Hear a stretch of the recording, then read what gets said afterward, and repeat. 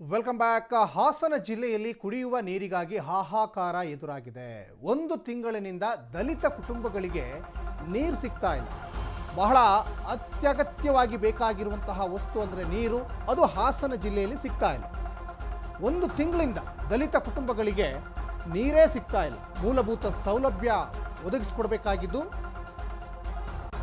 ಆಯಾ ಜಿಲ್ಲೆಯ ತಾಲೂಕಿನ ಆಯಾ ಗ್ರಾಮದ ಜನಪ್ರತಿನಿಧಿಗಳ ಕೆಲಸ. 30 ದಲಿತ ಕುಟುಂಬಗಳಿಗಿಲ್ಲ ಶುದ್ಧ ಕುಡಿಯುವ ನೀರು.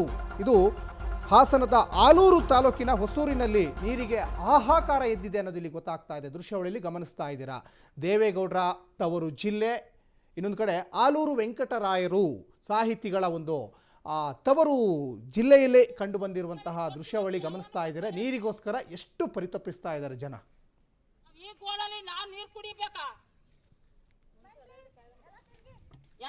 ಎಂತ ಕೊಡು ಬಡವ್ರಲ್ಲ, ಅದು ಭಿಕ್ಷೆ ಬೇಡ, ನಮ್ಮ ಪರಿಸ್ಥಿತಿ ಇಲ್ಲ. ಆ ತರಕಿದೀವಿ ನಾವು. ಬೆಳಿಗ್ಗೆ 4 ಗಂಟೆ ರಾತ್ರಿ 12 ಗಂಟೆಗೆ ಅಂತೆ ಲಾಸ್ಟ್ ಮೋಟರ್ ಲೈನು. ಕೆಲ್ಸ ಇಲ್ದಲ್ಲಿ ಕೂತ್ಕೊಂಡು ನಾವು ನೀರು ತರ್ಬೇಕಲ್ಲ, ನಾವ್ ಏನ್ ಮಾಡ್ಬೇಕು? ಬಡವರು ಅವ್ರು ತರ್ಬೇಕು, ಇಲ್ಲಿ ತಿನ್ಬೇಕು.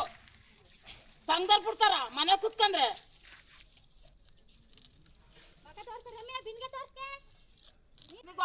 ಅವ್ರಿಗೂ ಅಷ್ಟೇ ಗೋಳ ಅನ್ಬೇಕು.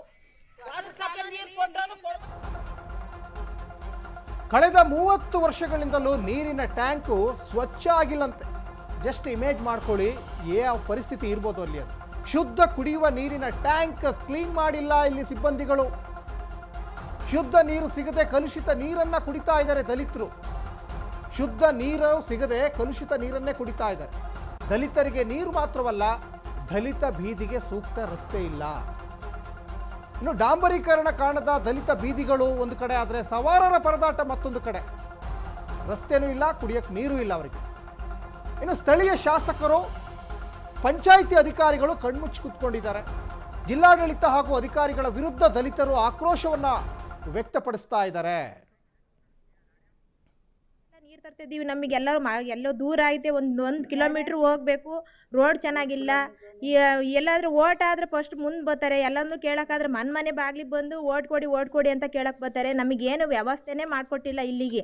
ಅದೇನು ಕ್ರಮ ತಗೋತೀರಾ ತಗೊಳ್ಳಿ. ಒಂದು ಆ ಕಡೆಗೆ ಒಂಥರ ನ್ಯಾಯ, ಈ ಕಡೆಗೆ ಒಂಥರ ನ್ಯಾಯ. ಈಗೀಗ ಅವರಿಗೆ ವಾಟರ್ ಮ್ಯಾನಿಗೆ ಅವತ್ತು ಮೋಟ್ರ್ ಕಿಟ್ ಹೋಗಿ 15 ದಿವಸ ತಗೊಂಡೋಗಿ ರಿಪೇರಿಗೆ ಹೋಗಿ 15 ದಿವಸ ಐತೆ. ಮೈಸೂರಿಗೆ ಹೋಗಿತೆ, ಅಲ್ಲಿಂದ ಬರಬೇಕು, ಪಾರ್ಟ್ಸ್ ಬರ್ಬೇಕು, ಅವು ಇವು ಅಂತ ಹೇಳ್ತಾವ್ರೆ. ಈಗ ಒಂದು ತಿಂಗಳಾಗೈತೆ.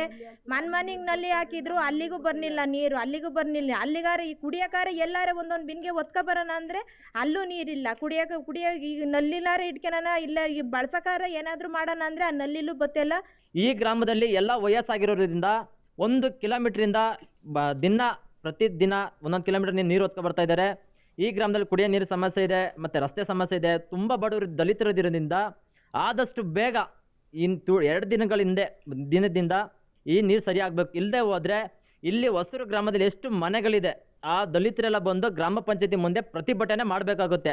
ಇಲ್ಲಿ ಏನು ನೀರು ಹಿಡಿತಿರೋ ಕೊಡಪನ ತಂದು ಅಲ್ಲಿ ಭೈರಪುರ ಗ್ರಾಮ ಪಂಚಾಯತಿ ನಾವು ಪ್ರತಿಭಟನೆ ಕೂರಬೇಕಾಗುತ್ತೆ.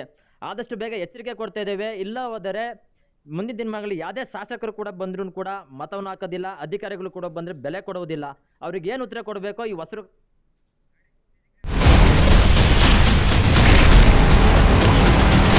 Ashwavega English News. Coming soon. Your channel, your voice, your trust.